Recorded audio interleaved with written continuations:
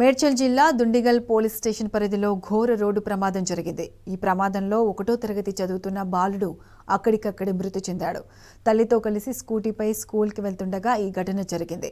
మల్లంపేటలోని పల్లవి international school ముందు వెళ్తుండగా tipper ఢీకొనడంతో బాలుడు టైర్ల కింద పడి చనిపోయాడు. ప్రమాదం కారణంగా భారీగా ట్రాఫిక్ జామ్ ఏర్పడింది. పోలీసులు సంఘటన స్థలానికి చేరుకుని ట్రాఫిక్ను క్లియర్ చేశారు.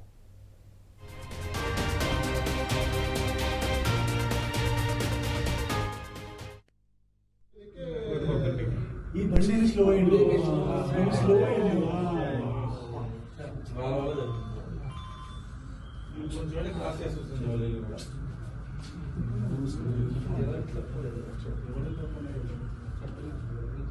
ముంగటి బండి